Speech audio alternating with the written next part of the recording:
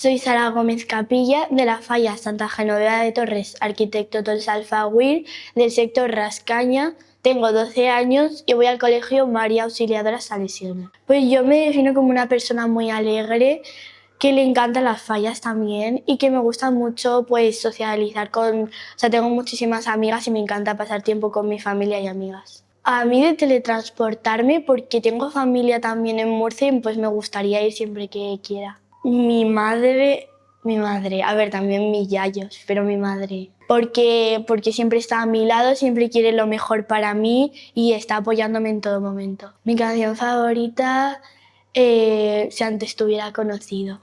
Pediatra. Pues mira, en el intercambio de fotos con la Fallera Mayor Infantil de Valencia, pues cuando me estaba yendo al coche, o sea, cuando me metí en el coche, mi madre me dijo, ¿no tienes un pincho? Que lo había perdido, o sea, lo había perdido por el camino. Entonces mi madre fue corriendo, buscó por todo el camino, no lo encontraba, y mi padre estaba en el coche conmigo y por el retrovisor miró a un chico que se estaba agachando y cogiendo algo que brillaba. Entonces mi padre fue, miró y le dijo, le preguntó, ¿qué es eso? Y él se lo enseñó y le dijo, ay, esto es mío.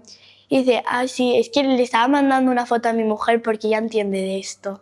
Entonces lo encontramos. Pues debe de ser, bueno, tiene que tener ese espíritu fallero que le encante las fallas, que disfrute un montón todos los actos, que sea cariñosa, amable y que le gusten muchísimo los niños.